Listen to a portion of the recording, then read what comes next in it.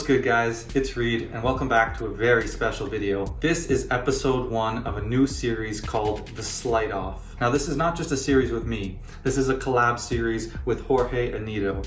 Now, if you guys don't know who that is, this is someone I've been following on YouTube for a long time. He's got a great channel and he teaches a lot of great card magic stuff. So you guys should really go check him out if you haven't already. Now, I reached out to him a few weeks ago with an idea in mind for this really cool series, something that I haven't seen before on YouTube and something that I really think could kind of push the card magic boundaries and something brand new that I hope you guys will love.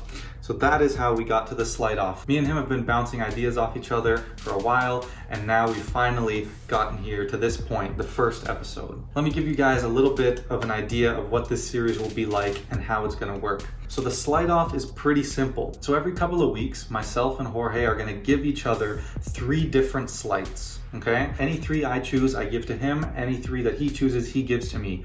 We're gonna challenge the other person to take those 3 sleights and create an effect, create a routine, okay?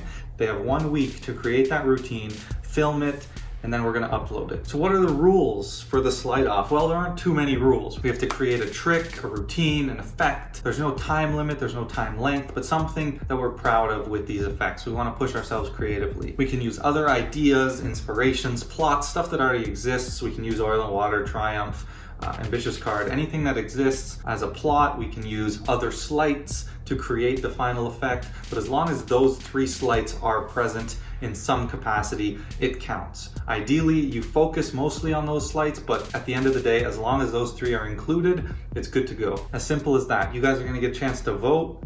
Go check out both performances, see what sleights we used, figure out which one you like, and go from there. This is really about showing you guys the creative process, pushing ourselves to create better and pushing ourselves to expand and use sleights we haven't tried or use different combinations of sleights that we haven't tried before. So last week we gave each other 3 sleights and we've been spending this week coming up with the effects that we're going to use and filming those routines. Now, it's great that Jorge is the person I'm doing this with. He's got a great knowledge of sleights and he's challenging me to use some things that I've even never heard of, and I had to spend the beginning of this week learning. Same deal goes for me. I'm going to try to challenge him each week. It's really a lot of fun. We get to use the different combinations of sleights to try to challenge the other person a little bit, make things more complicated, throw some strange ideas of sleights together just to see what they come up with. This is really about pushing us creatively, showing you guys a bit into the creative process of creating magic, and then giving you guys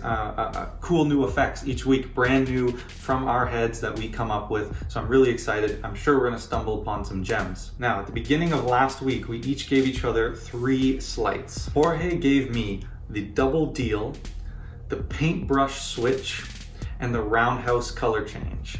Now, if you guys know, I don't use color changes a whole lot.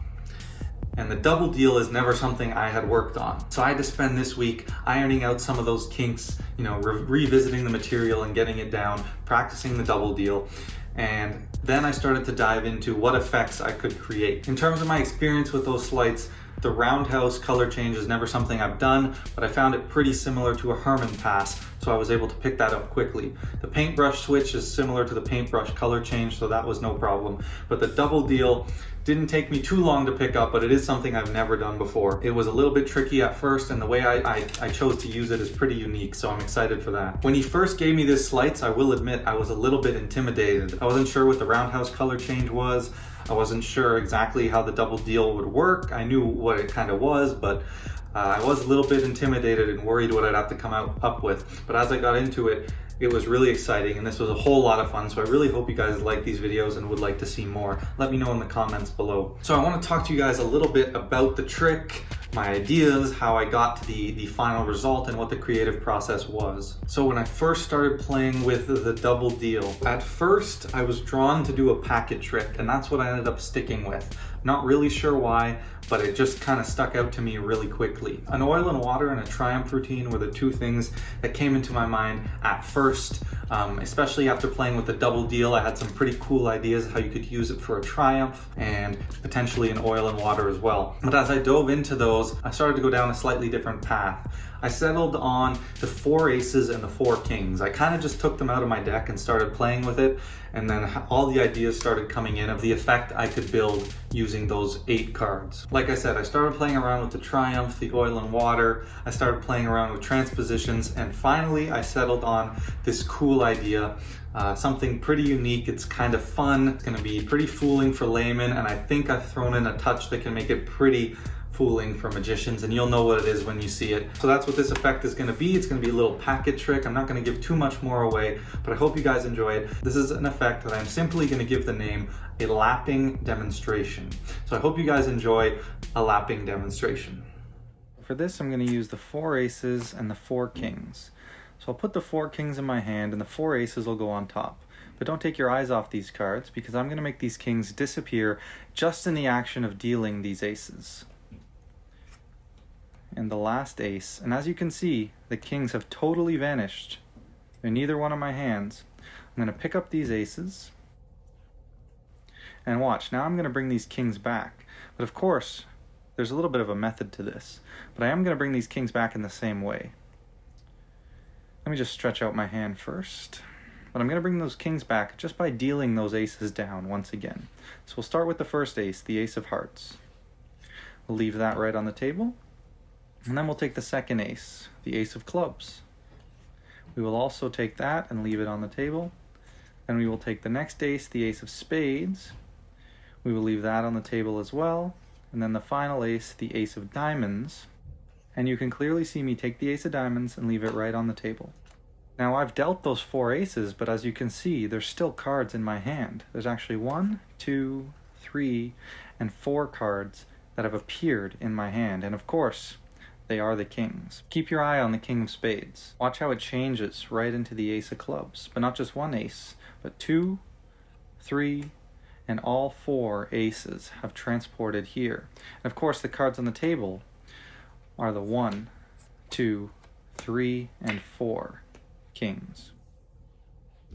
Alright guys, I hope you liked a lapping demo. So for those of you who saw the red herring I put in that trick, I hope you like it. I think it was pretty cool, and it was a unique way to utilize some of the moves that I was given. Let me know what you guys think in the comments down below if you like the trick, but more importantly, I'm going to tell you guys the 3 sleights that I challenged Jorge to use this week. I gave him the dope switch by Daniel Madison, the Bertram change, and a triple lift. I decided to throw the triple lift in there because I thought it's pretty unique, and it's going to be really cool to see what he comes up with, having that extra card hidden. And I thought it would be kind of cool to see how he can utilize the triple lift. The other sleights I felt like would work really well together, so I'm really excited to see what he comes up with. Now, to go see his performance, go to the link below, check out his video, go over to his channel. It's going to be a very similar style to this video, and check out his performance. Make sure you guys comment below, let us know which effect you liked more, the things you liked about each effect. At the end of the day, this is something for fun, to be creative, but I want you guys to participate. Let us know which effect you preferred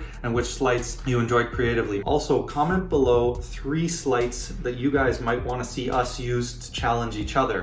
We're willing to look in the comments and take suggestions, so I could see someone names 3 sleights and maybe I'll challenge Jorge to use those 3 next week, or vice versa. So if you have any 3 sleight suggestions, drop them below. We're planning on evolving this series past sleights so that we also give a plot direction or potentially a restriction on what you can't use to accomplish the effect. So we got a lot of cool ideas. Right now we're just doing 3 sleights, but it is going to evolve. All right, I'm also asking you guys for any improvement suggestions, any ideas you might have that we can improve the video, the format, the concept for these type of videos.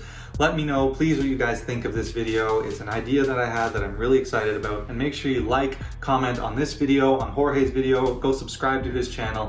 And thank you guys for watching the Sleight Off. Make sure to subscribe, turn on that notification bell so you can catch episode 2 of the Sleight Off, and I will catch you in the next video.